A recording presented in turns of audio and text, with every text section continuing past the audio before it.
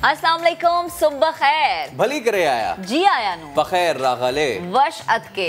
नया दिन की नई उमंगों नई उम्मीदों के साथ मैं हूं सैयद फैसल करीम और मैं हूं महक असलम जनाब। आपको प्रोग्राम में खुशामदीद कहेंगे और उम्मीद है कि सब लोग उठ गए होंगे। वैसे कल जो कराची में रात को कल जो कराची में रात को हमने देखा ना बारिश तो उसके बाद तो मुझे लगता है साइरा सोई नहीं होंगी, लेकिन अच्छा मैं तो सो गई थी रात को। मुझे पता चला कि कल रात को बहुत मूसलाधार बारिश। आप अमीर आदमी हैं, आप जनरेटर चला लिया होगा, पूरे कराची में थोड़ी है जनरेटर। लेकिन हुआ ये कि घनगरज हुई और एक बार फिर वही हुआ कि रहमत बन के आती है, जहमत हम बना देते हैं। रात शहर के मुख्तलिफ इलाकों में गरज चमक के साथ तेज़ बारिश हुई और उसके बाद वही होना था। मुख्तलिफ इलाकों में मौसम तो हुआ खुशगवार और अच्छी बात ये रही कि लाइट भी गई, लेकिन कुछ इलाकों में गई जो कुछ वक्त के लिए गई। अच्छा, ये एक तब्दीली हम देख रहे हैं कि पानी जितना जमा हो जाता था अब नहीं हो रहा है। इतना पानी नहीं है शाहराहों पे। ऑब्वियसली मुर्तज़ा वहाब साहब शो में आगे चल के इसकी ज़रूर बात करेंगे कि किस तरीके से कुछ अगर तो तब्दीली आ रही तो बहुत ही खुशगवार तब्दीली होगी।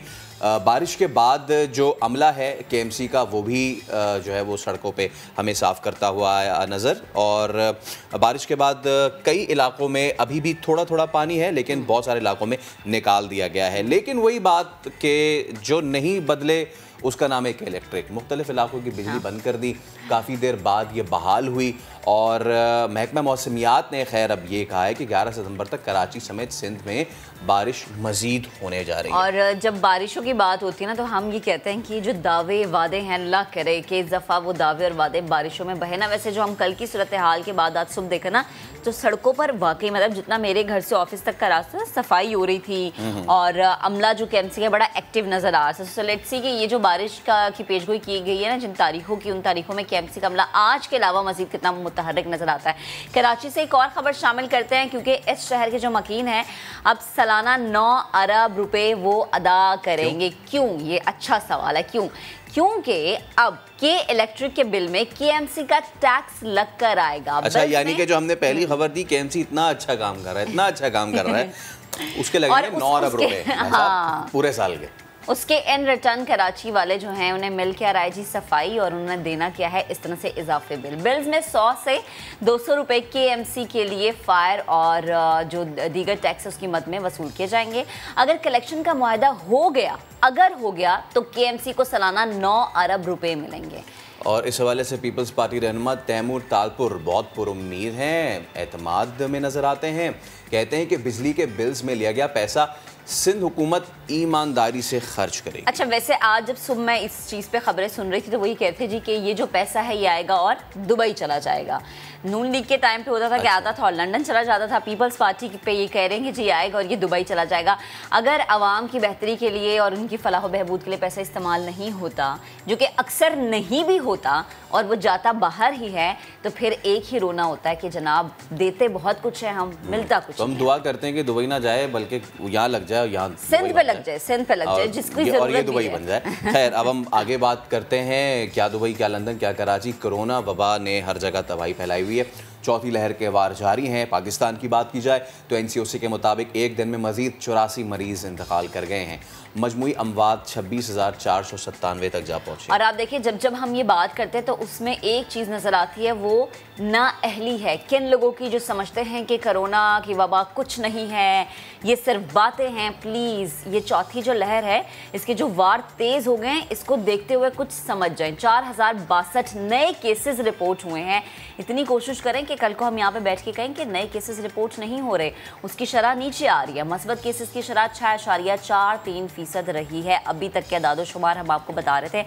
आगे बढ़ते हैं और कुछ बात करते हैं। आगे बढ़ते हैं आपको खबर देंगे पड़ोसी मुल्क की और उस मुल्क की जिसकी मुसलसल झूठी खबरें चलाई जा रही हैं, चलाए जा रहे हैं, लेकिन जग हसाई हो जा रही है। किस तरह मैं वो लोग बात करते हैं ना। अब तक की सबसे आम खबर आपको बताएं, सनसनीखेज खुलासा। वो सनसनीखेज खुलासा होता है क्या है? अमरीकी F-15 जो तैयारा है उसको पाकिस्तान का F-16 बनाकर दिखा देते, कहते हैं ये देखिए कुंदूज के ऊपर पाकिस्तान का तैयारा खुदा का वास्ता है यार, अब तो गूगल का ज़माना है, इंटरनेट का ज़माना है, कोई तो सर्च कर ले। मुझे लगता है या तो रिसर्च नहीं करते या फिर करते हैं तो फिर जो उनकी आदत है झूठ बोलना, वो उससे नहीं जाएंगे। अफगानिस्तान में पाकिस्तान की मौजूदगी का सबूत दे दे के थक गए हैं, लेकिन वो मिल नहीं रहा है। G5 इंटरनेट ऑब्जर्वेटरी के मुताबिक भारतीय मीडिया की 67% जो कवरेज थी ना, वो तालिबान की मुखालफत और मज़ाहमती फ्रंट के हक में रही थी। और ये एक मैंने कभी देखा था, एक तहरीकें होती है ना कि आओ शहर साफ करें, हैं, आओ गंद साफ करें, एक तहरीक, एक आओ लंबी लंबी छोड़े तहरीक। ये हम नहीं कह रहे हैं, ये हम बिल्कुल नहीं कह रहे, भारत इस पे अमल पैरा है, ये भारत इस पे अमल पैरा है, जो ट्विटर पे सब टॉप ट्रेंड बना हुआ है। और जैसे फैसल ने कहा भी कि भारत जो इस पे भरपूर अमल कर रहा है। भारत के पाकिस्तान मुखालिफ प्रोपेगेंडे का भी पोस्टमार्टम किया जा रहा है। और जनाब अब इस ट्रेंड में लोग ऐसी ऐसी बातें कर रहे हैं कि देखकर जो है ना हंसी नहीं रोकी जा रही। मिसाल के तौर पर नवाज शरीफ पाकिस्तान वापस आ रहे हैं, पाकिस्तान ने अमेरिका को $1 खरब कर्ज देने से इनकार कर दिया है। ये वैसे ये जो चीज़ है ना, वैसे ये अगर सच हो रहे ना तो हमारी खुशी दुगनी हो जाएगी। पाकिस्तान मुखालिफ भारतीय मीडिया के प्रोपेगेंडे का भी पोस्टमार्टम हो रहा है। और जनाब भारतीय मीडिया की रिपोर्ट शेयर करके सार्फिन भारत का खूब रिकॉर्ड लगा रहे हैं। अच्छा, कल मैं ये देख रही थी कि भारतीय चैनल पे बहुत सारे पाकिस्तानी जर्नलिस्ट बैठे हुए थे और खूब जो है ना उनके एंकर्स की धुलाई हो रही थी। जब आप रिसर्च करके, जब आप के पास रिकॉर्ड नहीं होगा और वो रिकॉर्ड नहीं होगा जो कि सच में मबनी हो ना, तो फिर होता ऐसा ही है जो कल भारतीय मीडिया के साथ हो रहा था और पाकिस्तानी जर्नलिस्ट कर रहे थे। मुझे तो आज तक वो भी याद है कि जिस वक्त आलू या टमाटर बंद किए थे ना, तो उस वक्त क्या था, अब होगा कड़ा वार, टमाटर नहीं खा पाएगा पाकिस्तान, लाल टमाटर, तो हम दही खा लेंगे, कढ़ाई में दही डाल लेंगे और आपको भी भेज देंगे अगर आप सही से रहें तो। खैर हम आगे बढ़ते हैं। वैसे भी हमारी अम्मा माशाल्लाह इतनी जीनियस है, वो टमाटर फ्रीज करके रखती है। आपका जो वार है वो फ्रीज हो गया। तो खैर अब आगे बढ़ते हैं और प्रोग्राम के क्योंकि इब्तिदा में ही हमने मौसम की बात की थी, एक बार फिर कराची वालों को कहेंगे कि भाई कब आएंगे, कब आएंगे, ये कब आएंगे। अभी वीकेंड पे भी बारिश हुई थी ना, सैटरडे को बारिश हुई थी, तो मैं पकोड़े और समोसे खाते सोच रही थी। मैंने कहा मेरा भाई फैसल, और यार ये जो बेचारा है, ये जब जब कराची से बाहर जाता है तब बारिश होती है और ऐसी बारिश होती है कि पकौड़े और समोसे और गर्मा गर्म चाय जो है ना उसके मजा आता है। हाँ, हो गया खा लिए आपने क्या समोसे पकौड़े, मैंने दरिया के किनारे बैठ के ट्राउट खाई है। ये फिर ये गए और इन्होंने खूब एंजॉय भी किया, वो भी हम आपको आज प्रोग्राम में। लेकिन कराची वालों ने भी एंजॉय किया, बारिश को एंजॉय किया। तो जनाब कराची वाले मजीद तैयार हो जाएं क्योंकि आज फिर से बादल बरस सकते हैं। ये बारिशें कितनी शदीद होंगी और ये स्पेल कितना तवील होगा, इस पर बात करने के लिए हमें ज्वाइन किया है डायरेक्टर मेट सरदार सरफराज साहब ने। सर बेहद शुक्रिया वक्त देने के लिए। कराची में आज कितनी शदीद बारिश हो सकती है, क्योंकि जब भी हम कराची की बारिश की बात करते हैं तो ये कहते हैं कि कहीं तेज़, कहीं हल्की और कहीं पे तो हो ही नहीं रही है। तो अगर ओवरऑल कराची की हम बात करें तो पूरे कराची में बारिश कितनी शदीद हो सकती है और ये मतवक्के स्पेल जो है कितने दिन तक जारी रह सकता है? जी बहुत शुक्रिया। ये 2 दिन का स्पेल है जी, तीसरे दिन पे भी जा सकते हैं। तीसरे दिन के कम अज़ कम कह लें कि फ़र्स्ट हाफ यानी आफ्टरनून वगैरह तक हो सकती है। और देखिए कराची बहुत बड़ा शहर है तो उसके लिए हवाले से ना कहीं ऐसे ही मानसून की बारिश में होता है कि किसी जगह पे बहुत कम पड़ती है, किसी जगह पे ज़्यादा पड़ती है। गुज़श्ता रात भी जो सुरजानी में और अंगी में यानी नॉर्थ और नॉर्थ वेस्ट साइड पे, वेस्ट और नॉर्थ वेस्ट साइड पे ज़्यादा हुई। नाज़माबाद उन तीनों जगह से बड़ी अमाउंट्स आई हैं। तो आज भी आफ्टरनून के बाद बिल्डअप होगा। अभी तो मौसम थोड़ा सा खुला हुआ है, लेकिन ज़ाहिर है बादल बादल जमा होंगे दोपहर के बाद, तो आफ्टरनून के बाद फिर चांस होंगे। तो आज भी है, कल भी है, तो इसी तरह की सिचुएशन रहेगी। किसी जगह में मॉडरेट और किसी जगह में हैवी फॉल्स मतवक्के हैं। अच्छा, तो सर मुझे ये बताएं कि अगर कराची से ज़रा हम बाहर निकल जाएं, सिंध के दीगर शहरों की बात करें तो वहाँ का जो मौसम है वो आज कल या आने वाले वीकेंड पे ये कैसा रहेगा? देखिए ये जो स्पेल है ये तक पूरे सिंध को ही अपनी लपेट में ले चुका है ऑलरेडी, इसलिए कि रात में थरपारकर से भी यानी मिट्टी से 16 मिलीमीटर बारिश रिपोर्ट हुई, जैकोबाद में हुई, लाड़काना में हुई और हैदराबाद में हुई। ऊपर नवाब शाह के पास सकरान नौशहर फिरोज़ डिस्ट्रिक्ट वहाँ पर हुई। तो बेशतर जगहों में हुई, अगले 2 से 3 दिनों में होती रहेगी। बेशतर जगहों में वक्फे से कभी हल्की, कभी दरमियानी और कभी तेज़। इस तरह का स्पेल है कि ये मतलब 11 सितंबर तक, एटलीस्ट 11 सितंबर की कराची में आफ्टरनून तक, उधर सिंध में तो रात तक रहेगा इसका इम्कान। और ख़ासकर थरपारकर डिस्ट्रिक्ट, बदीन और ठट्ठा, ये जो एरियाज़ हैं इनमें तो ये अगले 4-5 दिन चलता रहेगा ऑन एंड ऑफ, यानी कुछ गैप्स के साथ, लेकिन वहाँ पर रहेगा उन तीनों डिस्ट्रिक्ट्स में। ठीक है। और सरदार साहब, ये तो ज़रा सिंध की बात होगी, अगर हम पंजाब के मैदानी इलाकों की बात कर लें तो पंजाब की तरह सूरत हाल बताएं कि ये जो स्पेल है मानसून का, ये वहाँ पर भी इतनी ही शिद्दत से असरअंदाज होगा जितना हम सिंध में देख रहे हैं, या बारिशें जो है मतवक्के हैं पंजाब में ये जो आने वाले 3-4 दिन है, कैसे रह सकते हैं मौसम के लिहाज से? जी बिल्कुल, पंजाब में भी चल रहा है ये स्पेल। आपने देखा होगा कि गुज़श्ता कल रावलपिंडी में और उसमें इस्लामाबाद रावलपिंडी में बड़ी तेज़ बारिश हुई थी, और नीचे गुजरांवाला, सियालकोट, नारोवाल और फैसलाबाद, लाहौर। आज फैसलाबाद और लाहौर की तरफ तेज़ इम्कान है, तेज़ बारिश का इम्कान है। तो इसी तरह से ये पूरे पंजाब को तकरीबन इसने अपने उसमें गिरफ्त में लिया हुआ है। और इसी तरह से ईस्टर्न केपी जो कि इस पंजाब के साथ लगता है, और ऊपर कश्मीर का एरिया, और नीचे फिर आ जाएं तो सदरन पंजाब और सिंध। तो ये 2 से 3 दिन अगला जो है इसमें तकरीबन इसी तरह east Balochistan, north east Balochistan और साउथ बलूचिस्तान का भी एरिया कह लें आप, तो ये आलमोस्ट 70-80% ऑफ पाकिस्तान जो है वो इस वक्त मानसून हवाओं की उसमें है, लपेट में। और अगले 2 से 3 दिनों में अच्छी बारिश है, बेशतर जगहों में हैवी फॉल्स हैं, कहीं मॉडरेट हैं। तो इस तरह से है 11 और सरदार साहब, पिछले दिनों हमने देखा था कि जो हमारे ख़ास तौर पे नॉर्दर्न एरियाज़ हैं जिनमें टूरिस्ट स्पॉट्स आते हैं, वहाँ पे कहीं पे तेज़ बारिश हुई और कहीं लैंडस्लाइडिंग हो गई। तो जो हमारे सयाह हज़रात हैं उनके लिए ज़रा एडवाइजरी दीजिएगा कि इन एरियाज़ में KP के और ख़ास तौर पे गिलगित बल्तिस्तान में क्या मामलात रहेंगे मौसम के? देखिए, ये स्पेल जो है इसमें गिलगित बल्तिस्तान में इतने कोई हैवी फॉल्स इससे तो मुतवक्की नहीं है, लेकिन आगे एक और स्पेल है तो उसमें हो सकता है हैवी फॉल्स हो सकते हैं। इसी तरह आपने जिक्र किया जो हज़ारा डिवीज़न के पहाड़ी इलाके हैं वहाँ पर भी लैंड स्लाइडिंग हो जाती है, और उधर KP के सवात वगैरह की तरफ जब तेज़ बारिश होती है तो वहाँ पर लैंड स्लाइडिंग होती है, और कश्मीर के इलाकों में लैंड स्लाइडिंग होती है। हाँ। तो इस स्पेल से तो इतनी बहुत ज़्यादा हैवी फॉल्स उन एरियाज़ में इतना नहीं है, लेकिन इसके साथ साथ कोई 1-2 दिन के गैप के बाद फिर एक स्पेल आएगा, तो उसमें इम्कान यही है कि हैवी बारिश है उस इलाके। ठीक, सरदार साहब बेहद शुक्रिया, आप गुफ्तगू कर रहे थे। और ये जो मौसम है बारिशों का जो स्पेल है स्पेशली ये पूरे पाकिस्तान के लिए कैसा रहेगा वो आपने जाना। तो आई थिंक पूरा पाकिस्तान है फिर पकोड़ों की, समोसों की तैयारी कर ले। फैसल घर पे आप टिक्का करें ताकि कुछ खाने को मिले आपको। कराची में सिर्फ पकोड़े और समोसे नहीं मिलते, पूरे पाकिस्तान में मिलते हैं। ठीक है, तो खैर अभी एक ब्रेक लेंगे, ब्रेक के उस पर जब हाजिर होंगे तो बात करेंगे उस वबाल और भूचाल की जो आया पाकिस्तान की क्रिकेट में, एक ब्रेक के बाद।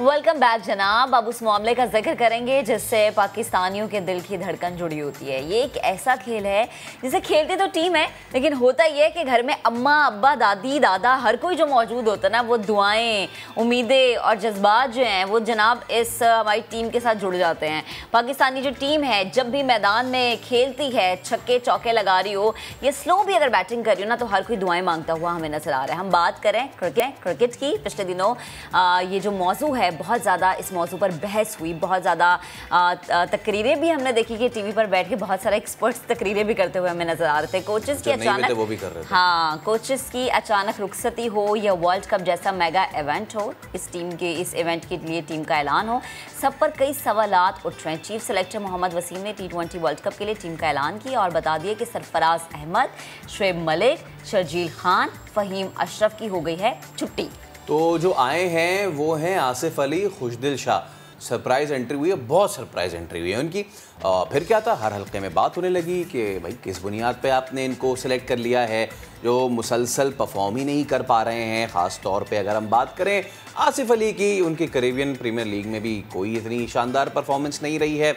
उनके पास कौन सी ऐसी जिसको कहा जाए गिद्दड़ सिंगी है कि टीम से जाते हैं, चले जाते हैं तो परफॉर्म किए बगैर, आ जाते हैं तो परफॉर्म किए बगैर, क्यों, कब, कैसे। इसके साथ साथ ये भी खबरें आई कि PCB के मुतवक्किल चेयरमैन रमीज़ राजा ने स्क्वाड में ये तब्दीलियां कराई हैं, जिस वजह से कप्तान बाबर आजम खुश नहीं है।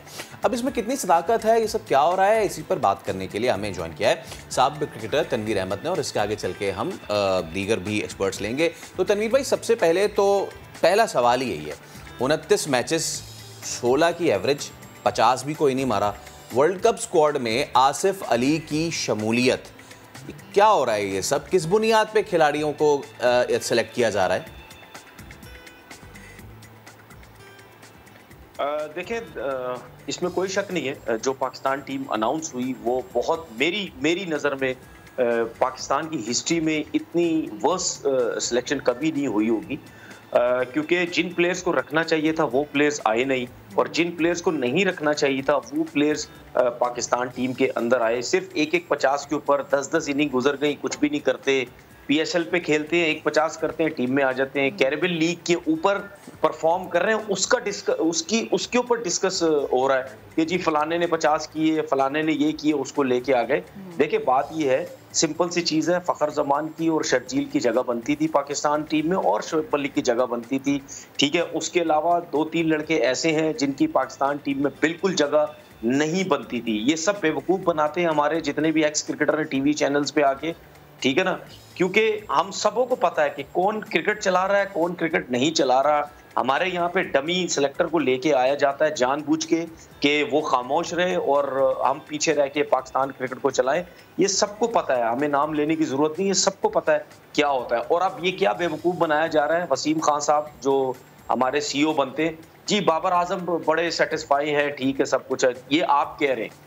बाबर आजम नहीं चाहता कि पाकिस्तान टीम के जो सिलेक्शन हुई है वो लड़के जाए, वो और लड़के चाहता है। वो फ़हीम अशरफ, जो हमारे ज़राए हैं, हमें जो पता चला है, फ़हीम अशरफ वो चाहता है, उस्मान कादिर वो चाहता है, फ़खर जमान वो चाहता है, ठीक है, एक आध और प्लेयर है, वो चाहता है कि वो आए पाकिस्तान टीम के अंदर।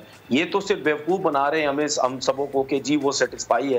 पाकिस्तान की क्रिकेट में ऐसा कभी भी नहीं हुआ। अब जो लोग टीवी चैनल्स पे आके कह रहे कि जी बाबर आजम कप्तान है, उसको बोलने की जरूरत नहीं है, जो सिलेक्टर्स का काम है वो करे। भाई, आप जब कप्तान थे, आप लोग जब खेलते थे, आप लोग क्या करते थे?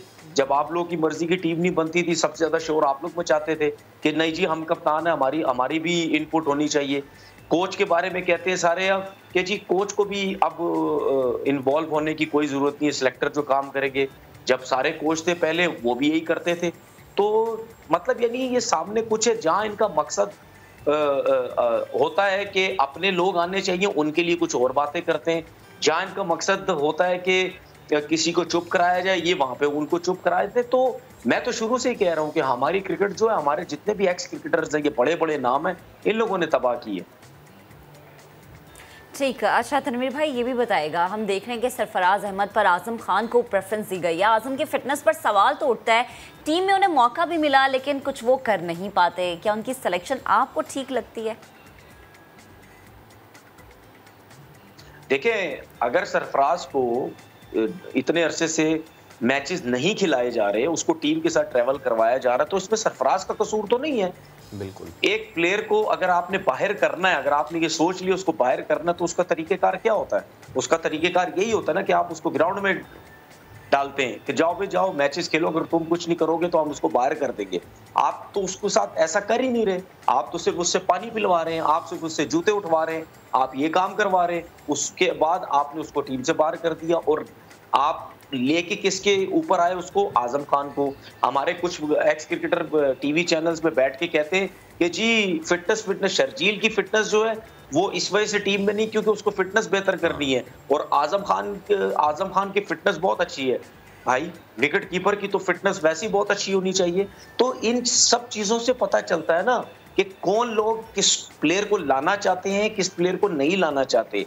कुछ प्लेयरों के बारे में बात होती है जी शोएब मलिक की सिलेक्शन बनती नहीं है क्योंकि शोएब मलिक की उम्र हो चुकी है। अगर शोएब मलिक की उम्र हो चुकी है, अगर वो 40 साल का है, तो हफीज कैसे है फिर पाकिस्तान टीम के अंदर?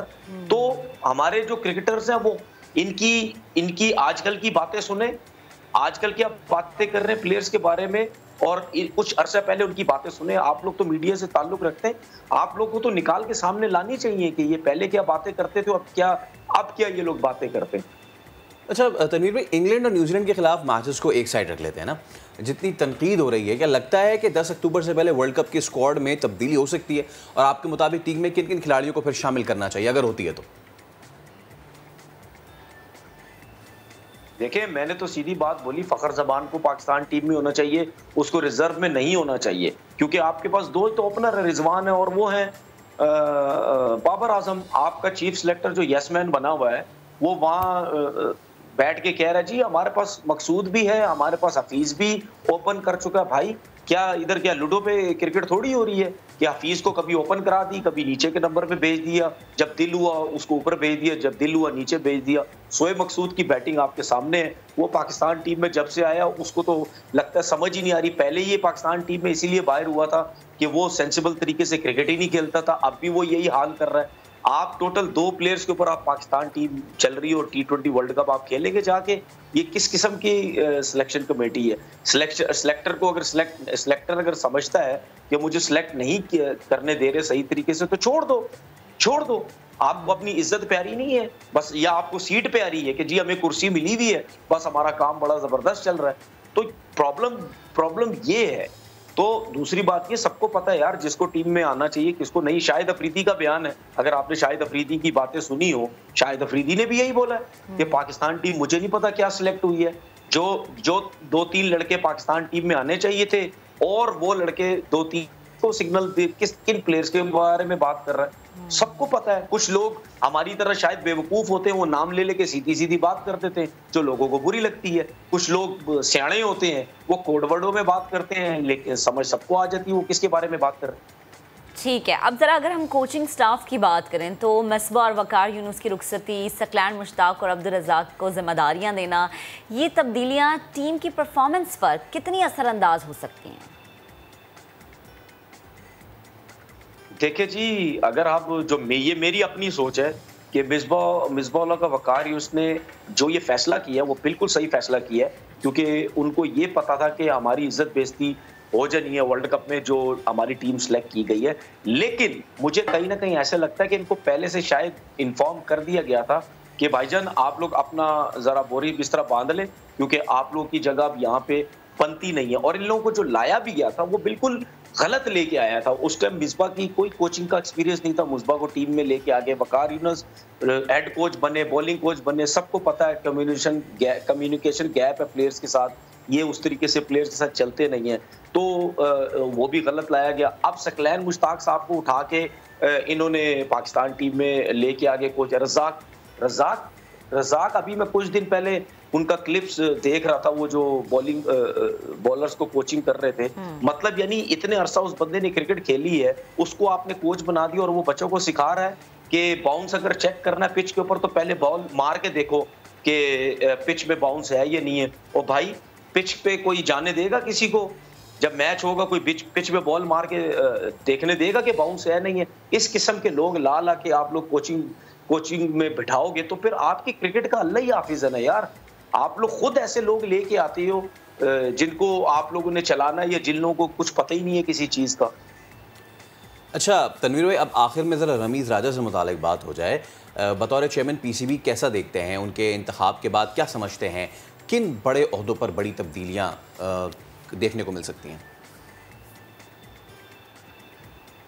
देखिए जी, मुझे बड़ी उम्मीद है रमीज़ राजा साहब से कि वो चेयरमैन बने, और ये खुशी की बात है कि क्रिकेट खेले में, ठीक है, अच्छी बात है। लेकिन मेरी उनसे उम्मीद ये है कि अच्छे फैसले करें, मेरिट के फैसले करें, और जो नीचे लोग आए हुए हैं जो बगैर मेरिट के आए हुए हैं, आपके होते हुए जब उनके कॉन्ट्रैक्ट्स खत्म होते हुए तो उनको कभी भी मत वापस लाया जाए, ठीक है। अगर आप भी दूसरों की तरह फैसले करेंगे या आपको भी फैसले नहीं करने दिया जाएगा, वो सबके सामने सबको पता चल जाएगा कि ये फैसले इनके अपने नहीं है, तो लोग ऑटोमेटिकली बातें करने लग जाएंगे।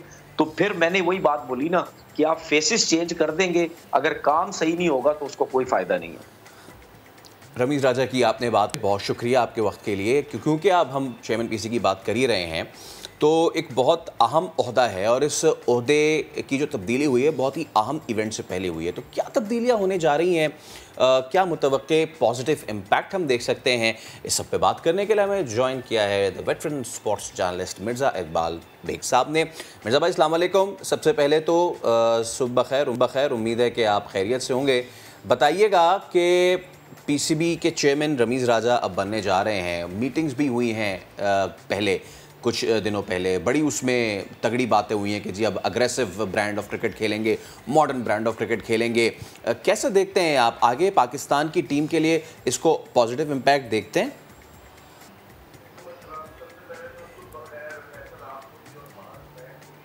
और जिस तरह से रमीज राजा 13 सितंबर को चार्ज लेंगे, आज 9 हो चुकी है, 9 सितंबर आते ही उन्होंने जो कुछ लोगों ने उड़ानी शुरू कर दी कि टीम में उनका जो है वो इन्वॉल्वमेंट था पाकिस्तानी टीम के सिलेक्शन में, दीगर चीज़ों पर रमीज से तवक्कुआत बड़ी वाबस्ता है कि रमीज राजा करेंगे क्या। ये उम्मीद की जा रही है क्योंकि वो डोमेस्टिक लेवल पर क्रिकेट खेले हैं, फिर डिपार्टमेंट की क्रिकेट खेले हैं, दुनिया भर में कमेंट्री करते चले आए, तो तवक्कुआत तो बहुत है। अब देखना ये कि जो टीम एहसान मानी की थी फैसल, उस टीम को अगर इन्होंने कंटिन्यू किया तो वही नताइज होंगे जो एहसान मानी के 3 साल दौर में थे। लग यही रहा है रमीज राजा ने, चूंकि पंजाब यूनिवर्सिटी से MBA भी किया हुआ है, उसके अलावा खासी दुनिया भर में वो क्रिकेट को देख चुके, तो मुझे यही लग रहा है कि टीम बदली जाएगी।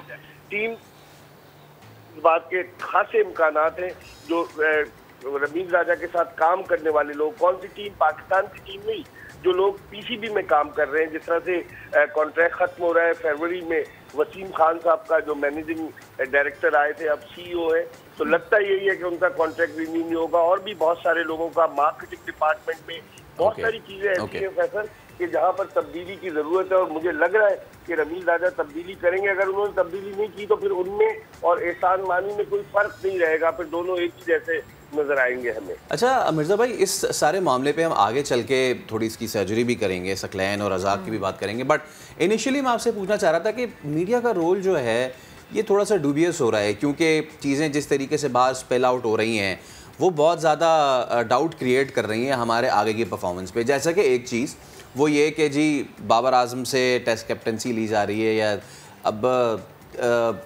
क्या सूरत हाल फिर बनेगी कि उनको आप कॉन्फिडेंस देने जा रहे हैं या उनसे कॉन्फिडेंस लेने जा रहे हैं, क्या कहते हैं आप?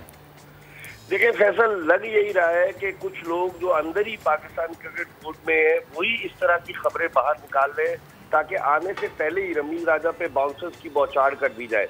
हालांकि रमीज राजा बड़े समझदार आदमी हैं, तो लग यही रहा है कि अभी उन्होंने 13 को चार्ज लिया नहीं और मुश्किलात अभी से पैदा होना शुरू हो गई। बाद में कल पाकिस्तान क्रिकेट बोर्ड के चीफ एग्जीक्यूटिव वसीम खान का स्टेटमेंट आया कि ये महज अफवाह थी कि बाबर आजम को टेस्ट की कप्तानी से हटाया जा रहा है। तो इसका मतलब ये कि रमीज ने अभी इनिंग्स का आगाज किया नहीं है, लेकिन इनिंग्स के आगाज से पहले ही कुछ न कुछ उनके खिलाफ शुरू हो गया है। मेरे ख्याल में जब वो टेक ओवर करेंगे as a complete chairman of Pakistan cricket board, तब वो इन तमाम चीजों को देखेंगे। उन तमाम लोगों को उन्हें फारिग करना चाहिए जो कि काफी अरसे से बोझ बने हुए हैं पाकिस्तान क्रिकेट बोर्ड पर, जिनकी वजह से एहसान मानी नाकाम रहे। मेरे ख्याल में रमीज समझदार आदमी है फैसल, अगर उन्होंने नई डिसीजन लिए, मैं पहले भी कह चुका हूँ, तो फिर उनका हाल भी एहसान मानी जैसे ही होगा। ठीक। और मिर्ज़ा भाई, जैसे हम बात करें ना कि खबरें बड़ी गर्दिश करती है, तो एक इस तरह से ये भी खबर कल मैं देख रही थी कि रिजवान और बाबर अटक गए हैं कि जी सरफराज को वापस लाएंगे। प्लीज़ ज़रा इसकी भी, इस बारे में भी बताएगा, सदाकत है इन खबरों में भी या भी ये सिर्फ बातें ही हो रही हैं, मुँह से निकली हुई ज़बानी कलामी चीज़ें हैं? महज अफवाहें गश्त कर रही हैं, कोई कंफर्म खबर नहीं आ रही, महज अफवाहें गश्त कर रही हैं। लेकिन इस बात के इम्कानात रोशन है कि 10 अक्टूबर, चूँकि वर्ल्ड कप शुरू होने से 7 दिन पहले तक टीम में तब्दीली की जा सकती है। और माजी में 3 दफ़ा ऐसा हुआ है जब पाकिस्तान ने वर्ल्ड कप या वर्ल्ड T20 की टीम का ऐलान किया और 3 मरतबा उन्होंने तब्दीलियाँ की, कुछ खिलाड़ियों को रिप्लेस किया। तो इस बात के कभी इम्कानात हैं कि पाकिस्तानी क्रिकेट टीम के कुछ खिलाड़ियों को तब्दील किया जाएगा।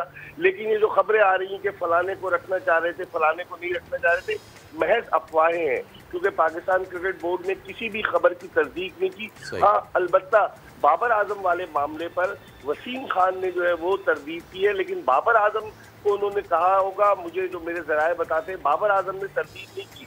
इससे ये जाहिर होता है कि बाबर आजम पाकिस्तान की 15 रुकनी टीम के इंतखाब के हवाले से इतने खुश नहीं थे जो टीम, क्योंकि सिपा सालार को फौज लड़ानी है मैदान में, जो टीम बाबर आजम को खिलानी है, उस हवाले से यकीनन उनके तहफ़्फ़ुज़ात होंगे। और मोहम्मद वसीम, फैसल भी जानते हैं कि लैपटॉप चीफ सेलेक्टर, उनका लैपटॉप भी गायब हो गया। मोहम्मद वसीम बिल्कुल मैदान से बाहर चले गए और वो डिफेंड कर रहे हैं, सिफारिशी खिलाड़ियों को डिफेंड कर रहे हैं। ऐसा लगता है कि नौकरी पक्की करने के लिए हर चीज करने को तैयार है, जो वाकई में बड़ा ही जिसे कहना चाहिए मायूस कुन सूरत हाल है। हालांकि इनिशियली उनका बहुत अच्छा सा इम्पैक्ट आया था। अच्छा मिर्ज़ा भाई, एक चीज़ ये कि सकलैन मुश्ताक और अब्दुल रज़ाक बतौर कोच उनकी एंट्री हो रही है टीम में, तो उनकी एंट्री को आप कैसा देखते हैं? ख़ास तौर पे सकलैन जो वर्ल्ड कप विनर कोच है, इंग्लैंड के साथ वो रहते हैं बॉलिंग कोच, और अब्दुल रज़ाक भी के जिन्होंने डोमेस्टिक की चैम्पियन कोच रहे वो। फैसल, ये तो इन दोनों को एक ऐसी दुल्हन दे दी गई है जिसका इन्होंने घूंघट भी नहीं उठाया। अभी करेंगे क्या, ये सोचने वाली बात है, क्योंकि अब दोनों को अचानक ही ये जिम्मेदारी सौंपी गई है, अब्दुल रज़ाक को, सकलैन को। सकलैन तजुर्बाकार है, इंटरनेशनल लेवल पर वो कोचिंग कर चुके हैं, तो अब उनके लिए कुछ न कुछ मुश्किल नहीं होगी। लेकिन अब्दुल रज़ाक ने कभी इंटरनेशनल लेवल पर कोचिंग नहीं की है, तो अब्दुल रज़ाक के लिए मुश्किल हो सकती है। ये आर्जी इंतजाम है। मेरे ज़राए ये बताते हैं फैसल कि रमीज राजा पूरी तरह से गैर मुल्की कोच की पाकिस्तानी क्रिकेट टीम में आमद के जो हक में है। इससे पहले भी जब वो पाकिस्तान क्रिकेट बोर्ड के चीफ ऑपरेटिंग ऑफिसर रहे थे, तो वो हमेशा केस प्लीड करते थे कि इंटरनेशनल लेवल पर कोचिंग का तजुर्बा होना चाहिए, गैर मुल्की कोच होना चाहिए। तो देखते हैं अब क्या होता है, और देखते हैं कि ये बारात कहाँ जाती है। बहुत शुक्रिया मिर्ज़ा इकबाल बेग साहब आपका। और जैसे कि कह रहे थे कि ऐसी टीम मिली है कि जिनका इतना ज़्यादा एक्सपोजर नहीं है सकलैन और रज़ाक के साथ, तो लेट्स सी कि हम ये ऊँट किस करवट बैठता है। अभी ब्रेक लेंगे। बारात कहाँ जाती है, ब्रेक लेते हैं, ब्रेक के बाद दोबारा आती है।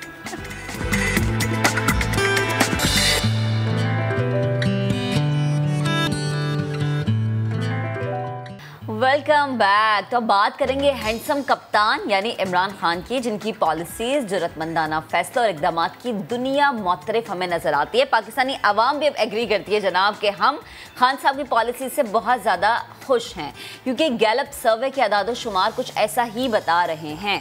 बिल्कुल, तो क्या है ये अदाद-ओ-शुमार और गैलप ने किस हवाले से सर्वे किया था? हम सीधे जाते हैं। Executive director Gallup Pakistan Bilal Gilani साहब हमारे साथ मौजूद हैं। बिलाल भाई अस्सलाम वालेकुम। सबसे पहले बताइए कि किस चीज़ पे आपने तमाम तरह सर्वे किया, क्या फीडबैक मिला? बहुत शुक्रिया, थैंक यू सो मच आपने बुलाया। तो फेडरल हुकूमत ने और प्रोविंशियल हुकूमतों ने 3 साल मुकम्मल कर लिए, तो हमने सोचा कि इलेक्शन से पहले एक राय ले ली जाए कि तकरीबन मिड से ज़्यादा वक्त गुजर गया है, अब आवाम क्या सोचते हैं कि जिनको उन्होंने मुंतखब किया वो कैसी कारकर्दगी दिखा रहे हैं। तो हमने लोगों से सवाल किया फेडरल हुकूमत की कारकर्दगी पिछले 3 साल में उनके ख्याल से मजमूई तौर पर कैसी रही। तो इसमें फेडरल हुकूमत के बारे में तकरीबन 48% यानी इमरान खान की हुकूमत के बारे में तकरीबन 48% ने कहा कि अच्छी रही, मगर एक बहुत बड़ी तादाद जो कि 45% की है, उन्होंने इससे इख्तलाफ किया और कहा कि कारकर्दगी अच्छी हरगिज़ नहीं रही। इसमें हमने ये भी देखा कि सूबा पंजाब जो कि पाकिस्तान का लार्जेस्ट सूबा है, उसमें ऐसा कहने वाले कि कारकर्दगी अच्छी नहीं रही, इनकी तादाद जो है वो ऐसा कहने वाले कि कारकर्दगी अच्छी रही, इनसे बहुत ज़्यादा कम है। 50% ने कहा कि कारकर्दगी ख़राब है, 41% ने कहा कि कारकर्दगी अच्छी है। तो यही सवाल हमने प्रोविंशियल हुकूमतों के बारे में भी पूछा और उसमें भी यही नज़र आया कि कुछ जगह अच्छी है, कुछ जगह ख़राब है। पंजाब में ख़ास तौर पर हुकूमत से ज़्यादा नाराज़गी पाई गई और सिंध में भी हुकूमत से ज़्यादा नाराज़गी पाई गई। बिलाल, ये सिंध वाली जो चीज़ है ना, बहुत ज़्यादा दिलचस्प है, क्योंकि सिंध में तो हमेशा हम देखते हैं कि जो सिंध की अपनी जो प्रोविंशियल गवर्नमेंट है ना, वो हमेशा तनकीद करती नज़र आती है, लेकिन सिंध के लोग तो फेवर में नज़र आ रहे हैं कि नहीं, पीटीआई गवर्नमेंट ने अच्छा काम किया है। जी, ये बात बिल्कुल दुरुस्त है कि उनका ख्याल है कि पीटीआई की गवर्नमेंट ने अच्छा काम किया, मगर जब उनकी अपनी हुकूमत यानी प्रोविंशियल हुकूमत के बारे में पूछते हैं तो ज़्यादा का कहना है कि कारकर्दगी अच्छी नहीं रही। तो ये कुछ दिलचस्प पॉलिटिकल रीअलाइनमेंट या चेंजिंग पॉलिटिकल टाइम्स की भी निशानदेही करता है कि सिंध में एक उभरता हुआ तबका जो है वो मौजूदा सिंध की हुकूमत की मौजूदा पॉलिसी से खुश नहीं है। हो सकता है कि आगे जाके हुकूमत अच्छी कारकर्दगी दिखाए तो सिंध की हुकूमत के बारे में मुस्बत राय में इजाफा हो। अच्छा, और सर ये भी बताइएगा कि पंजाब जहाँ हुकूमत तब्दील हुई ना, नून लीग के बजाय पीटीआई ने इख्तियार संभाला, तो वहाँ के शहरी इमरान खान की हुकूमत की कारकर्दगी के हवाले से कितने मुतमईन हैं? जी बिल्कुल, जैसे मैं कह रहा था कि पंजाब में तकरीबन 50% यानी ज़्यादा लोग कहते हैं कि कारकर्दगी अच्छी नहीं रही। और कम लोग कहते हैं तकरीबन 41% की कारकर्दगी अच्छी रही। इसमें एक बहुत बड़ा फैक्टर जो है वो मौजूदा चीफ मिनिस्टर और उनकी परफॉर्मेंस से लोगों का नाखुश होना है। तो जिसका जब चीफ मिनिस्टर के बारे में पूछते हैं तो तब भी वो ये कहते हैं कि तकरीबन 50% की कारकर्दगी अच्छी नहीं रही, और इमरान खान की कारकर्दगी क्योंकि उन्होंने उनको अपॉइंट किया है, उस हवाले से वहाँ एक देखने में आ रहा है कि पंजाब हुकूमत की कारकर्दगी का इम्पैक्ट इमरान खान के ऊपर भी पड़ रहा है, उनकी अपनी परफॉर्मेंस और उनकी अपनी रेटिंग के ऊपर भी नज़र आ रहा है। सही। अच्छा बिलाल, लास्ट में बताएं कि अगर हम बात करें कि किस उम्र के अफराद से ज़्यादा आपने ये सवाल किया, क्योंकि पीटीआई को हमेशा ना हमारी जो यंग जनरेशन है वो ज़्यादा सपोर्ट करती नजर आती है, तो ये जो सवाल था ये हर उम्र के जो थे लोगों उनसे पूछा गया? जी बिल्कुल, जो सर्वे हम करते हैं वो पाकिस्तान के एक रिप्रेजेंटेटिव सैंपल का होता है। जितने अफराद सेंसस में यंग नज़र आएँ उतने ही हमारे सैंपल में भी यंग होते हैं, और पाकिस्तान क्योंकि एक बहुत यंग मुल्क है, 18 से 30 साल की उम्र में जो अफराद हैं वो तकरीबन 40% हैं। 40% वोटर जो हैं वो 18 से 30 साल की उम्र में हैं। तो हमारे सैंपल में भी ऐसा ही था, और हमने जो आप बात कर रही हैं उसकी एक अक्कासी नज़र आती है कि यंग लोगों में इमरान खान और इमरान खान की हुकूमत ज़्यादा पॉपुलर है।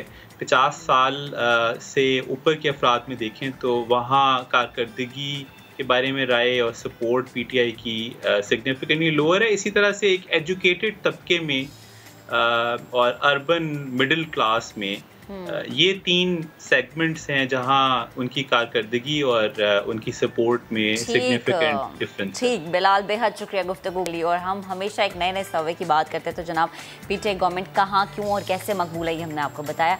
अभी फैसल एक ब्रेक ले लें? जी ब्रेक लेंगे, और उसके बाद जब हाजिर होंगे तो आपको मिलवाएंगे ऐसी ट्रैवलर से जिन्होंने मुश्किलात नहीं देखी और दुनिया वो घूम रही है। ब्रेक के बाद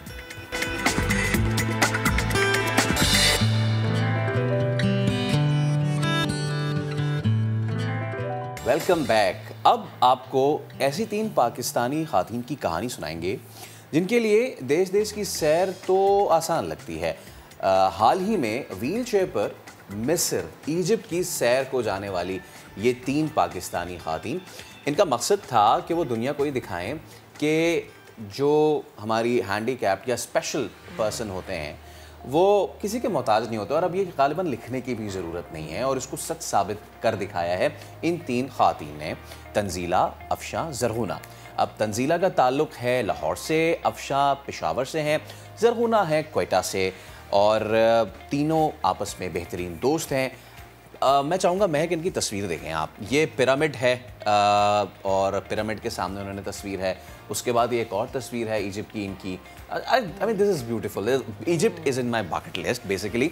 लेकिन जिस तरीके से इन लोगों ने ट्रैवल किया, एक और मैं आपको बड़े मज़े की बात बताऊँ, तंजीला ने ना सिर्फ ये कि बाहर ममालिक में बल्कि पाकिस्तान में भी इसी तरह ट्रैवल किया है। सबसे अच्छी बात ये थी कि उन्होंने अपने पेरेंट्स के साथ नॉर्दर्न एरियाज़ का जो है वो टूर किया था। यस। और फैसल देखें कि इस तरह से, अच्छा जैसे आपने कहा ना पाकिस्तान में भी उन्होंने ट्रैवल किया है, तो पाकिस्तान का एक तो ट्रैवल जो हम कहते हैं कि हमने सयाहत को फ़रोग देना है उसके लिए काम, और दूसरा ये कि आप इंजॉय भी कर रहे हैं, और तीसरा ये आप दुनिया को भी बता रहे हैं कि आपकी हिम्मत, आपका हौसला किसी से कम नहीं है। चौथी चीज़ ये कि हम ये भी जानने की कोशिश करेंगे कि जैसे इन्होंने इंटरनेशनल ट्रैवल किया और पाकिस्तान ट्रैवल किया, दोनों में ऐसे अफराद के लिए क्या फ़र्क है।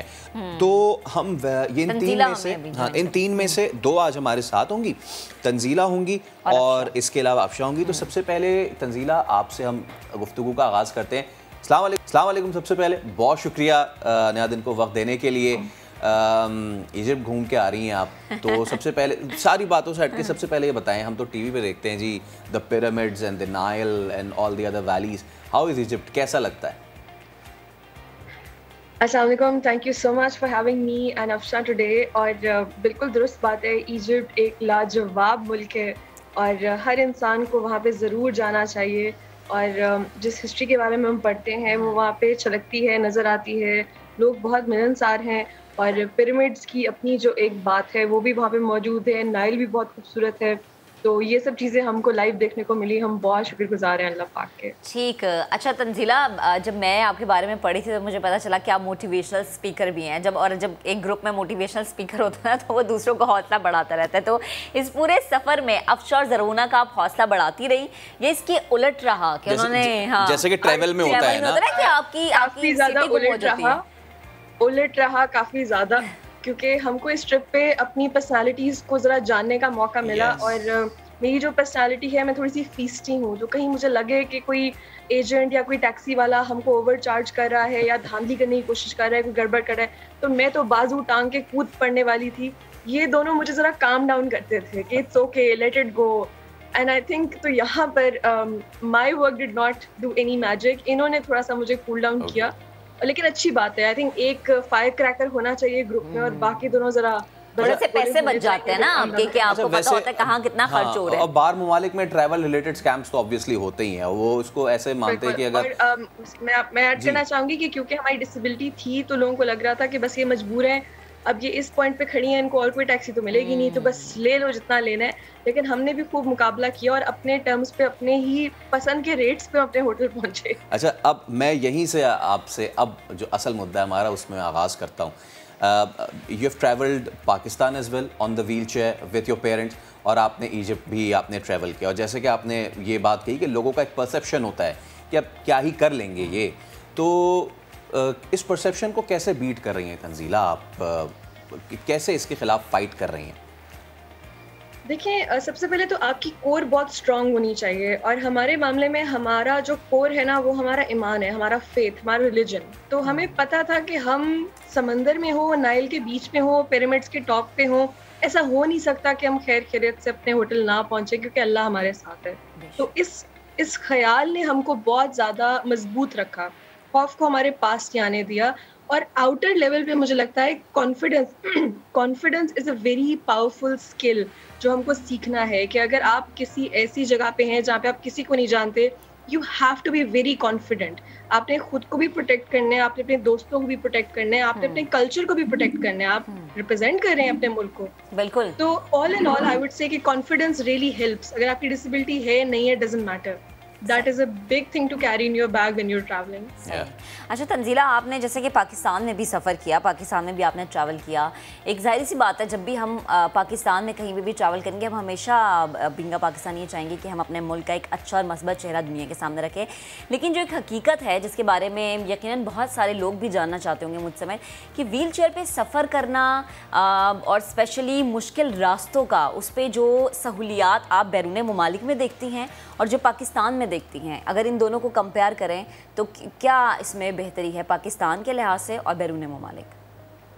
मेरे ख्याल से मेरे ख्याल से दोनों ही एरियाज़ के अपने अपने मसाइल हैं। फॉर एग्जाम्पल, अगर पाकिस्तान में वो एक्सेसिबिलिटी नहीं है, तो बाहर के ममालिक में कभी कभी वो आपका मुस्लिम होने की वजह से आपको वो फैसिलिटीज़ नहीं मिलती। फॉर एग्जाम्पल, अगर हम लोग को वॉशरूम मिल भी जाए तो वो वॉशरूम एक्सेसिबल तो होता था, बट वो एज ए मुस्लिम हमको सूट नहीं करता था। तो हमें वहाँ पे भी इनएक्सेसिबिलिटी फेस करनी पड़ी because of our different believes. Pakistan में एक्सेसिबिलिटी तो बिल्कुल भी नहीं है, लेकिन मैं पाकिस्तान को एक चीज़ का क्रेडिट ज़रूर दूंगी कि ऐसा नहीं हुआ कि कहीं मुझे जाना हो तो हम ना जा पाएँ, क्योंकि यहाँ के लोग बहुत मोहब्बत करने वाले हैं। तो अगर मैं कहीं पे जाऊँ और सीढ़ियाँ हैं तो 10 लोग निकल के आ जाएंगे कि हम आपको पहुँचा देंगे। तो आई थिंक मैं अपने मुल्क की इसलिए बहुत तारीफ़ और कदर करती हूँ, क्योंकि यहाँ पे बेशक कुछ लोगों की वजह से एक्सेसिबिलिटी नहीं आ पाती, लेकिन मेजॉरिटी लोगों की वजह से, बहुत ज़्यादा इंसानियत की वजह से फिर भी हम जिंदगी गुजार सक रहे हैं आराम से। अच्छा, बाहर के मुल्क में क्या होता है कि आपको कम्युनिकेशन में बड़ा मसला होता है और वो अपना आइडिया आपके ऊपर लगाने की कोशिश करते हैं। वो आपके लिए डिसाइड करते हैं कि हम आपको बताएंगे आप वहाँ जा सकती हैं, नहीं जा सकती हैं।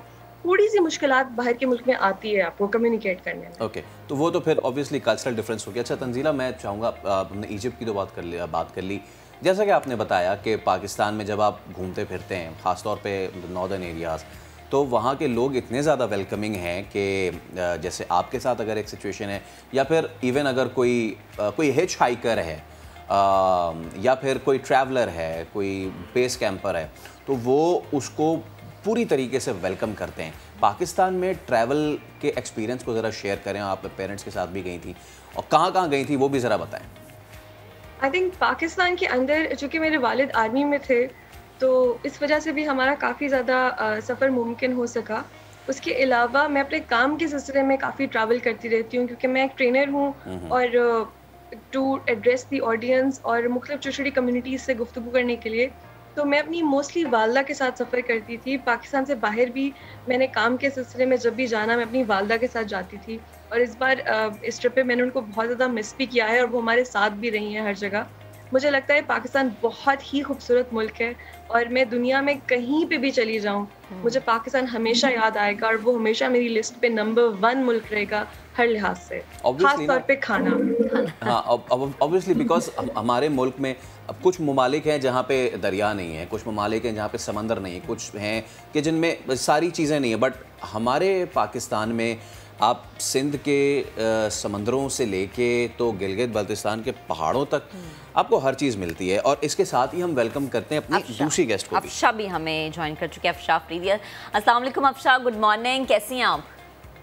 वालेकुम अस्सलाम, मैं बिल्कुल ठीक, आप कैसी हैं? अल्हम्दुलिल्लाह। ये माशाल्लाह जिस सफ़र की हम तस्वीरें देख रहे हैं, मैं चाहूँगी अब ज़रा हम आपके अल्फाजों में जानें, कैसा रहा सफ़र आपका? अल्हम्दुलिल्लाह बहुत अच्छा रहा हमारा सफ़र।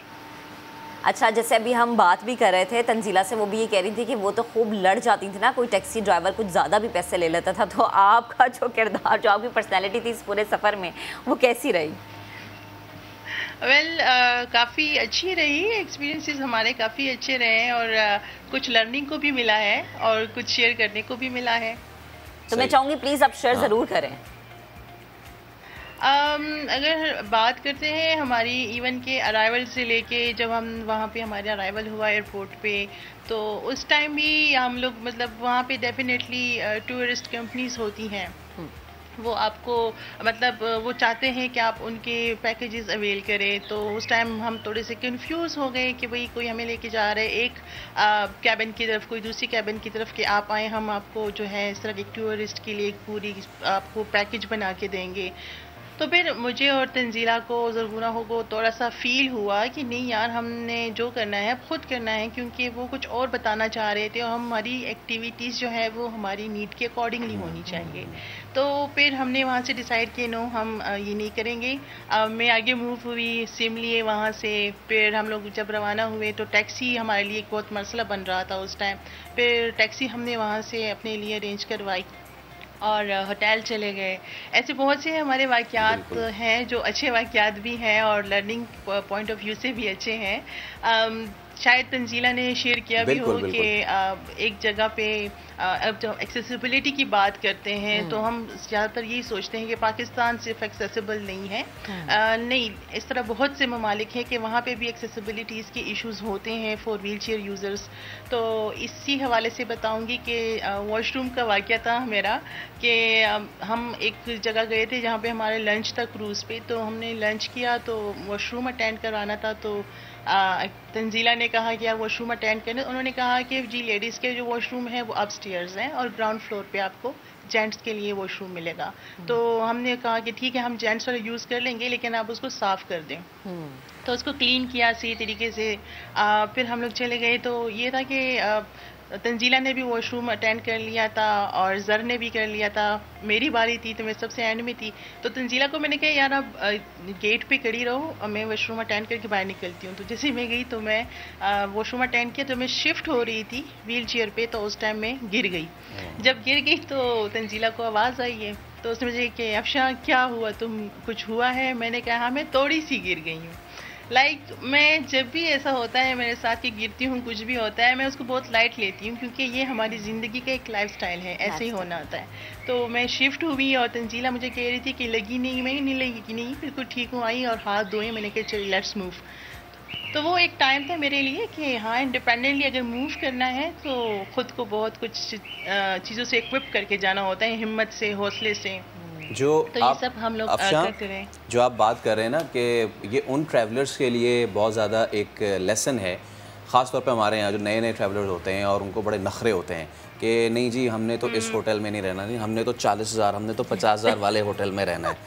तो ये उनके लिए बड़ा लेसन है कि किस तरीके से सफ़र आपको अडेप्ट करना सिखाता है, पहली चीज़। दूसरी चीज़, जब आप तो माशाल्लाह ख़ुद पेशावर से हैं, आप तो ख़ुद इतने खूबसूरत खित्ते से हैं, पाकिस्तान की खूबसूरती और बाकी दुनिया की खूबसूरती को आप कैसे रेट करेंगी? मैं जब वहाँ से आ रही थी और इवन इजिप्ट में जो हमारे साथ जो ड्राइवर थे, तो मैं उनको बताती थी, मैं उनको कहती आपको पता है पाकिस्तान हमारा कितना प्यारा मुल्क है। मैंने जब उनको वीडियोस दिखाई पाकिस्तान की, अपने नॉर्दर्न एरियाज़ की वीडियोस दिखाई, पिक्चर्स दिखाई, तो वो बहुत हैरान हुए कि आपका मुल्क इतना प्यारा है। मैंने कहा हमारा मुल्क तो बहुत प्यारा है। मैंने कहा यहाँ सहरा की भी अपनी खूबसूरती है, ग्रीनरी है, हमारे पाकिस्तान में सहरा भी है, तो वहाँ की भी अपनी खूबसूरती है। तो अब अगर मैं ये रिलेट करूँ कि देखिए वहाँ सहरा तक हम गए हैं, व्हील चेयर पर गए हैं सहरा में, और पिरामिड्स के सामने खड़े होकर उस साइड पे घूमे फिरे, हिस्ट्री देखी है, एक्सेसिबिलिटी थी हमारे लिए।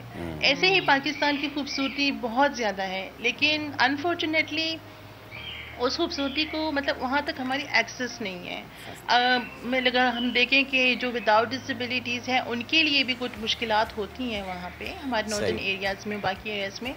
लेकिन जब व्हील चेयर यूज़र जाता है तो होटल्स हमारे एक्सेसिबल नहीं होते, अगर होते हैं तो बहुत हाई रेट्स होती हैं, वो कोई अफोर्ड नहीं कर सकता, सब नहीं कर सकते। एब्सोल्युटली, बिल्कुल। तो यस, तो हम चाहते हैं कि जो सियाहत है वो सबके लिए इंक्लूसिव होना चाहिए। ये नहीं कि जी यहाँ पे हम तो रैंप नहीं बना रहे हैं, जी यहाँ पे तो हम एलिवेटर नहीं बना रहे हैं। हालांकि एलिवेटर इंस्टॉल करना और रैंप बनाना ये तो इंटरनेशनल स्टैंडर्ड्स हैं। माशाल्लाह से पाकिस्तान हमारा मुल्क कितना प्यारा, अल्लाह ताला ने हमें इतना प्यारा मुल्क दिया है और उसमें बाहर से लोग आते हैं, तो वाई नॉट हम एक इंक्लूसिव टूरिज्म जो है वो हम प्रमोट करें। बिल्कुल, ये this is a point to be noted, और हम आगे चल के ना शो में ज़रूर जब भी हमारी हुकाम से बात होगी हम करेंगे। अच्छा, आखिर में तंजीला ये बता दीजिएगा कि व्हाट्स योर नेक्स्ट प्लान, कहाँ का आप लोगों ने इरादा किया हुआ है? हम लोगों ने इस ट्रिप की एक डॉक्यूमेंट्री शूट की है जो आजकल एडिट हो रही है और बहुत लाजवाब फुटेज है उसके अंदर हमारे मुख्तलिफ एक्सपीरियंसेस को लेके। और इंशाल्लाह नेक्स्ट ट्रिप हमारा यूरोप का है और हम लोग चाहेंगे कि हम ऑन फुट ट्रैवल करें यूरोप में। स्पेन तो लाजमी हमने जाना है बिकॉज हम लोगों ने फरहान अख्तर को टक्कर देनी है और उसके अलावा अफशा, मैं और ज़रगुना हम लोग प्लान कर रहे हैं कि हम अब खुद का भी एक ग्रुप अरेंज कराएं जहाँ पे हम मुख्तलिफ डिसेबिलिटी ग्रुप्स के लोगों को ट्रैवलिंग करवा सकें।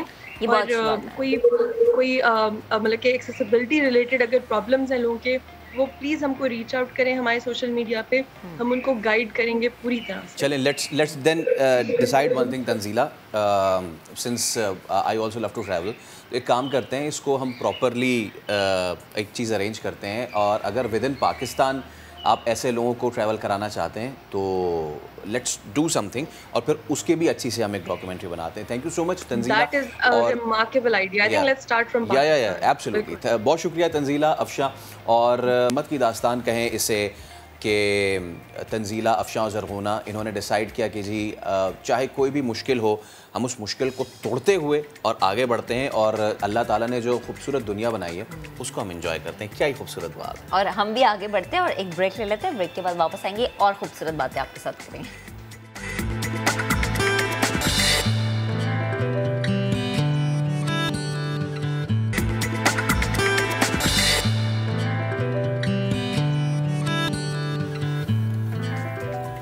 नया दिन में एक बार फिर खुशामदीद। वैसे जल्द से जुलूस, रैलियां, ऐवान में सामने आने वाले अब आएंगे कहाँ?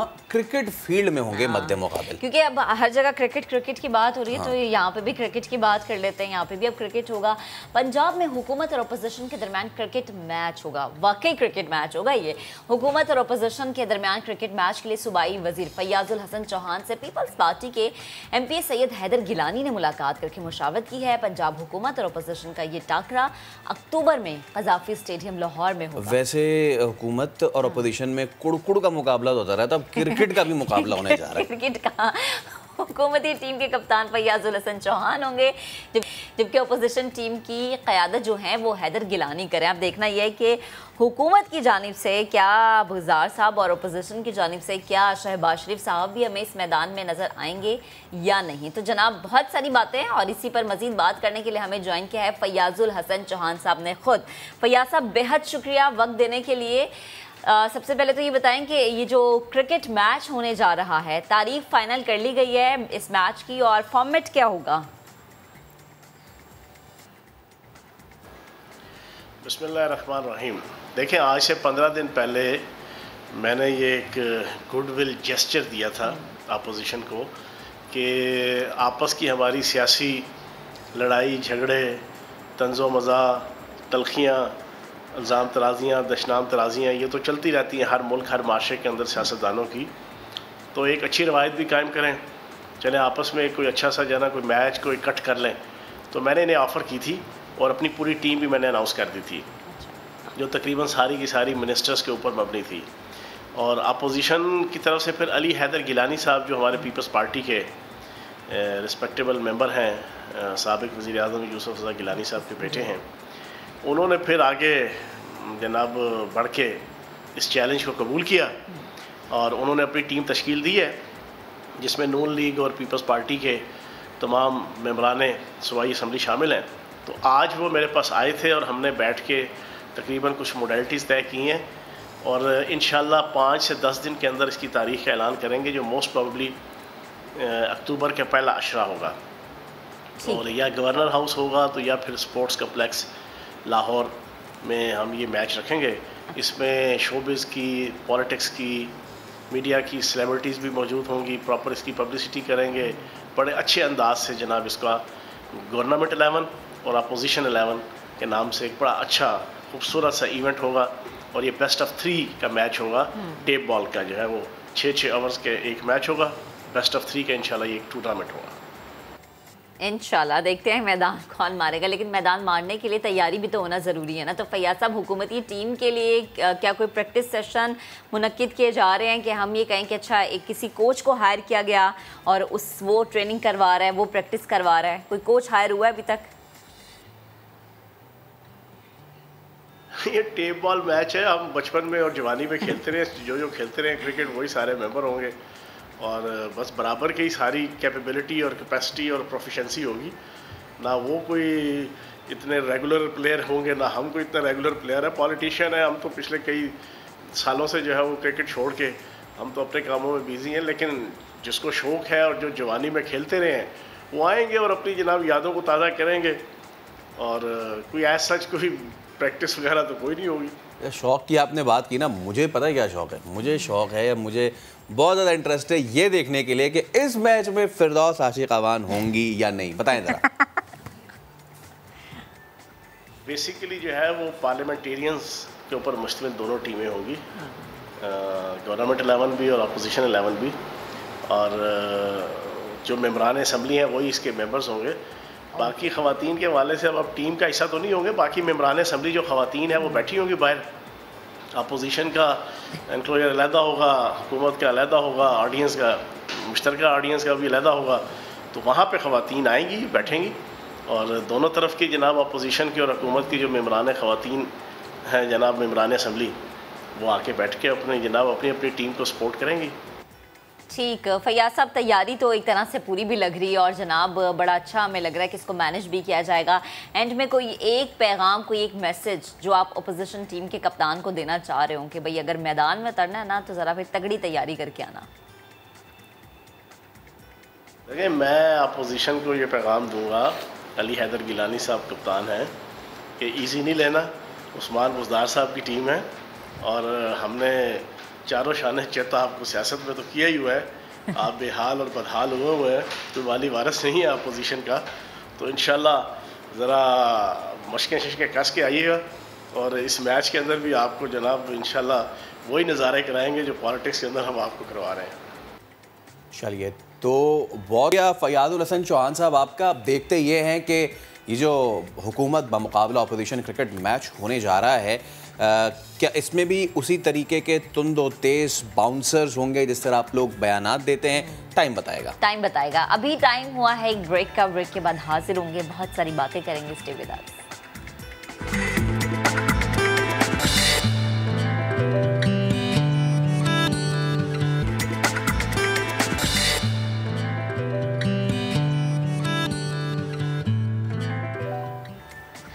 Welcome back. अब कराची वालों की परेशानी का जिक्र कर लेते हैं। वैसे तो कराची वालों के लिए बहुत सारी परेशानियां, बारिश होती है, पानी इकट्ठा आ जाता है, लाइट भी चली जाती है, और जनाब यहाँ पर महंगाई दूसरे जो शहर अगर उनको कंपेयर किया जाए तो कुछ ज़्यादा ही नज़र आती है। दूध भी यहाँ पर महंगा हो जाता है।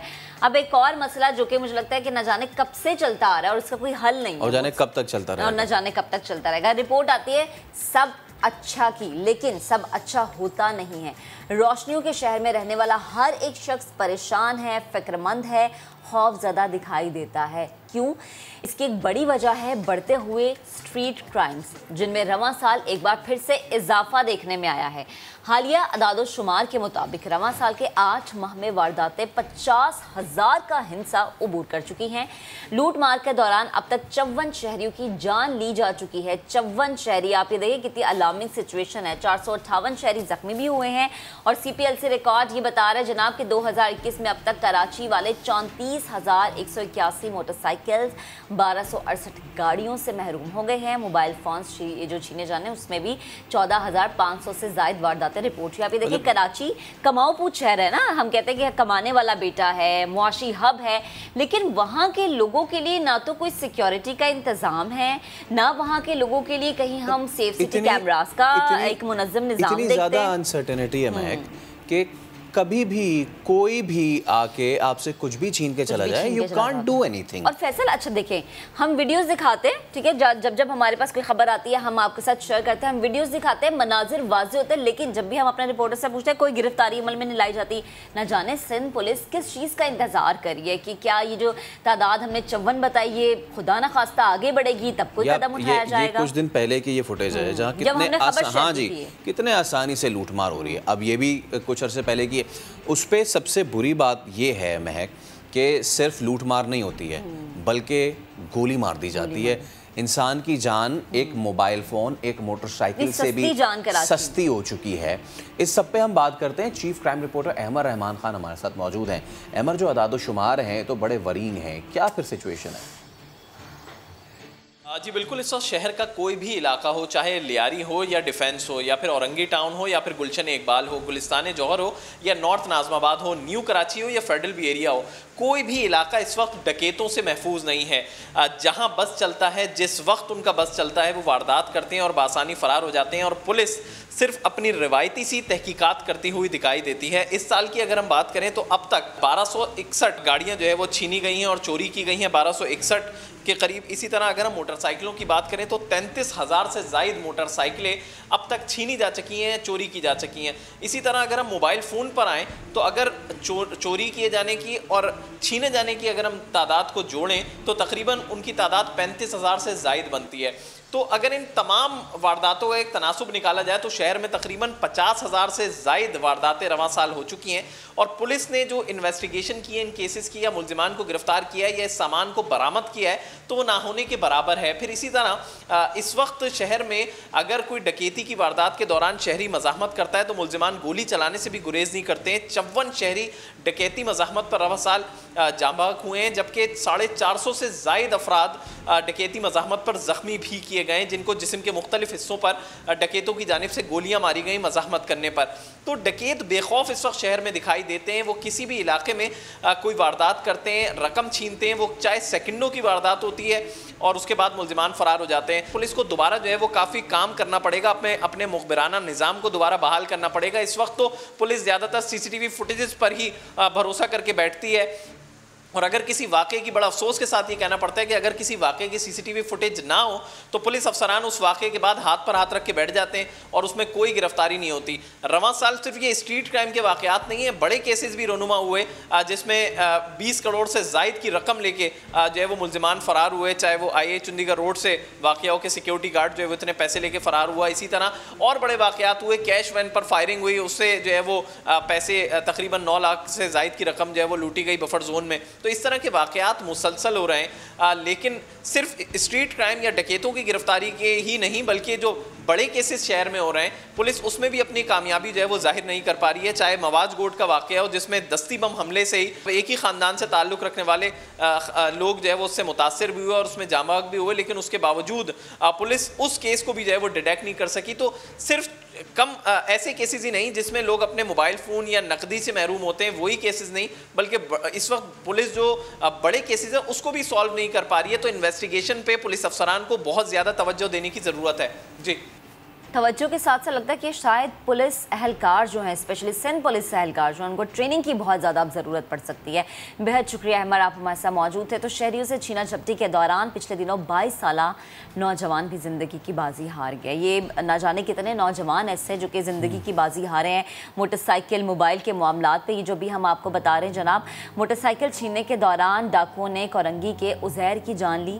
मज़ाहमत हुई, मज़ाहमत पर फायरिंग की गई। उसके बाद मुलजिमान छीनी हुई जो बाइक थी उसको भी छोड़कर फरार हो गई। यानी आप फैसल ये देखें कि कराची शहर में किसी की जान कितनी सस्ती है, या तो बाइक या फिर मोबाइल, और अगर मज़ाहमत होती है तो आगे से गोली चल जाती है। बहुत से लोग ये भी सवाल करते हैं कि मज़ाहमत क्योंकि दे देना चाहिए। यकीनन जो पहला सिविल जो शहरी तहफ़्फ़ुज़ का उसूल है उसके हिसाब से दे देने चाहिए, लेकिन उनके लिए ये समझना ज़्यादा ज़रूरी है कि न जाने इन्होंने कितने अरसे पैसे जमा करके ये मोटरसाइकिल ली होगी। और जिस नौजवान की जान ली गई, या जो भी शख्स जाए या गया, आप ये सोचेंगे पता नहीं शायद वो अपने घर का वाहिद कफील हो, वो उसके जरिए अपनी रोजी कमा रहा हो, या माँ बाप ने ना जाने क्या क्या ख्वाब सोच रखे थे उसके बारे में, और पेट पाल रहा हो, और जब ये छीन रहे हो उससे तो उसके जहन में यही हो कि यार मैं अगर ये छीन के ले गए मुझसे तो फिर मैं कैसे अपने घर का पेट पालूंगा।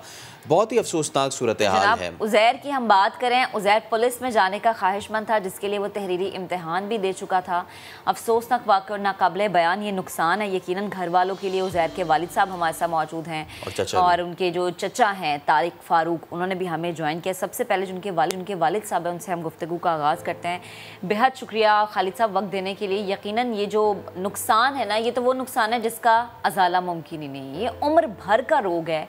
जवान बेटे की मौत, जवान औलाद की मौत, और जब जवान औलाद का जनाजा बाप अपने कांधों पे उठाता है ना, इससे बढ़ के तो कोई बोझ और क़यामत वाला मंजर ही नहीं होता। मैं चाहूँगी कि आप अपने अल्फाज में बयान करें कि ये वाक़या किस तरह से हुआ, पुलिस ने अब तक क्या कहा, कोई आया जिसने थोड़ी तसल्ली ही दे दी हो। काम तो होना नहीं है तो तसल्ली, कोई तसल्ली वाली बात ही कोई करके आओ।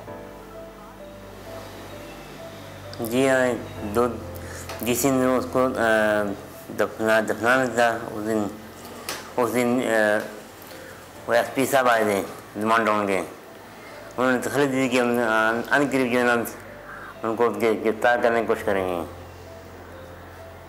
सही है। और चचा भी हमारे साथ मौजूद हैं। तारिक भाई, बहुत ही अफसोसनाक ये तमाम तर वाक़या हुआ है।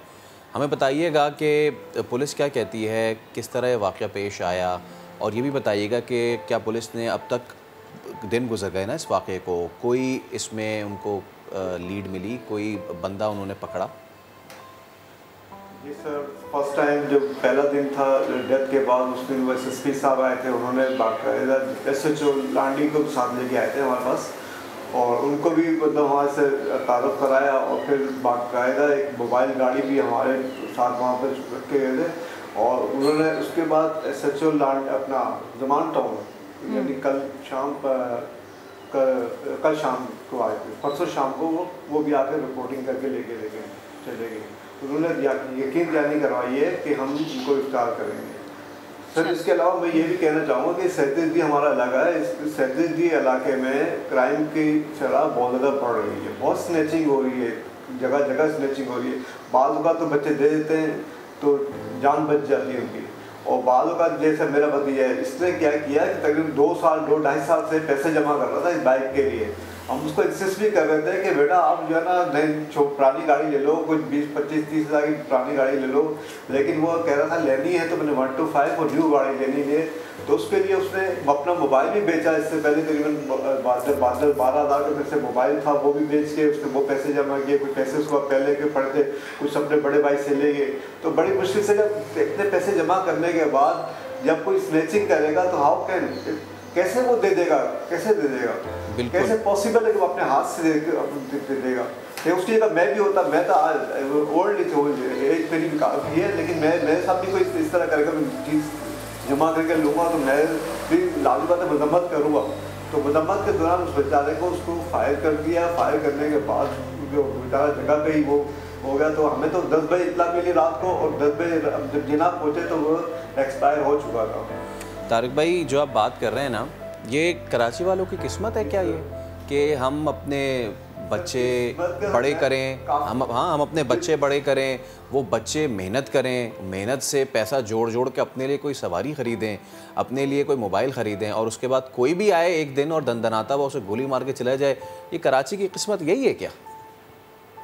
सर हमारा मैं एक चीज़ देखता हूँ, अगर मैं बचपन से सुनता आ रहा हूँ, अगर एक लतीफ़ा होता था या कहानी होती थी कि यार हाथी को पुलिस वालों के हवाले कर दिया तो उसने कबूल कर दिया कि मैं चोर हूँ, मैं चोर हूँ। अगर पुलिस वाले अगर फुल अपना वो करेंगे, फुल काम करेंगे तो इंशाल्लाह मेरे ख्याल में पाकिस्तानी पुलिस से किसी चीज़ नामुमकिन है, इम्पॉसिबल है कि किसी चीज़ को बाजियाब नहीं कर सकते, इम्पॉसिबल है। पाकिस्तानी पुलिस, मैं पुलिस अपना इंटेलिजेंस पुलिस अगर किसी कोई काम भी करेंगे तो इम्पॉसिबल है। मुझे तो देखता आ रहा हूँ ना कि किसी काम का मुश्किल ही नहीं है कि इनके लिए कि कोई ये किसी चीज़ को बाजियाब ना करा सके, इनके लिए कोई मुश्किल नहीं है। सही बात है। उज़ैर के वालिद भी हमारे साथ मौजूद हैं। मैं एक लास्ट उनसे सवाल पूछना चाहूँगी। सर हमने भी जब बताया उज़ैर के बारे में तो ये भी हमने साथ बताया कि वो पुलिस में जाना चाहते थे, तहरीरी इम्तिहान भी दे रखे थे। किस मकसद के तहत वो पुलिस फोर्स ज्वाइन करना चाह रहे थे? यही कि कराची की किस्मत किसी ना किसी हद तक कोशिश ज़रूर करेंगे वो कि वो बदल दें। क्या मकसद था इसके पीछे आपके बेटे का? जगह जाकर कोशिश की तो नहीं मिली, उसने फिर पुलिस में ट्राई की, पुलिस में ट्राई की और फिर जो है तमाम जो थे वो पास किए। फिर मेडिकल रह गया था। मेडिकल से पहले जो है उसको अल्लाह पाक ने अपने पास बुला लिया। क्या कह सकते हैं। और तारिक भाई ये भी बताइएगा कि ये भी हमने सुना है कि जब उज़ैर की तदफीन हो रही थी तो दोस्त आया था उसका वहाँ पे शिरकत करने के लिए, वो भी सदमे से इंतकाल कर गया। सर वो जब वो जिला में थे तो सबसे पहले तो ये मैं ही पहुँचा था, मैं और मेरा बेटा और मेरा भतीजा जो है उसका बड़ा भाई, हम लोग तीनों पहुँच चुके थे वहाँ पे।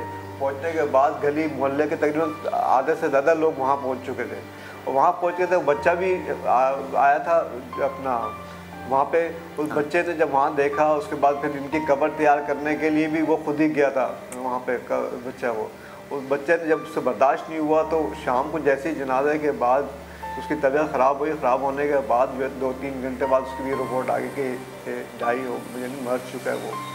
तो वो भी इसका बहुत क्लोज हुआ था, बचपन हमारी गली में ही रहता था पहले किराए पे ही, तो साथ में बचपन से ही लोग दोस्त हैं, आपस में बहुत क्लोज दोस्त थे बचपन से। हमें उज़ैर के जाने का बचपन हमारा मोहल्ला ऐसा है कि बहुत ही मतलब अब हर बच्चा एक दूसरे का ऐसा है जैसे भाइयों की तरह है। बिल्कुल। और मोहल्ला यदि 37D का इलाका ऐसा है कि हर शख्स जो है भाइयों की तरह है। और ये यदि आप सोच भी नहीं सकते कि दूसरे मोहल्ले वाले किसी को पहचानते नहीं है, कुछ नहीं करते, लेकिन हमारे 37D का मोहल्ला हमें तो ये पता नहीं होता कि हमारे पास कोई मसला आ जाता है। मेरे ख्याल से अब ये मोहल्ले की सतह पे, लोगों की सतह पे ही जो है ना वो कुछ हमें इस तरह की कोई कमेटी कायम करनी होगी कि हम अपनी तहफ़्फ़ुज़ खुद कर लें, क्योंकि हमारी पुलिस से तो गालिबन नहीं होता नज़र आ रहा।